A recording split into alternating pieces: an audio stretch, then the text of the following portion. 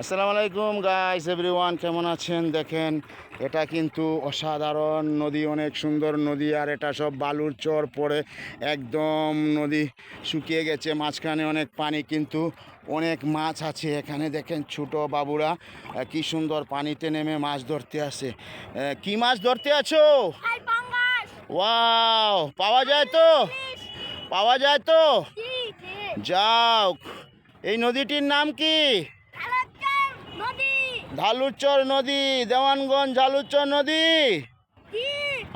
পানিটা তো অনেক সুন্দর নাকি? ও নিচে বালু না? ও তো ও বালুতে তো হাঁটতে অনেক আরাম লাগে। হ্যাঁ, যাও, আলহামদুলিল্লাহ। তোমরা কোথায় থেকে এসেছো? ও যাক, মাশাআল্লাহ। দেখেন, দেওয়ানগঞ্জ বাজার থানার ওদিক থেকে এসে এই নদীর পাড়ে ছোট ছোট বাবুরা কি সুন্দর নদীর পানি হাবুডুবু করছে, সেখানে তারা দাঁড়িয়ে পানির মাঝে তারা ডুবাচ্ছে এবং কি মাছ ধরতে আছে। অনেক ভালো একটা দৃশ্য।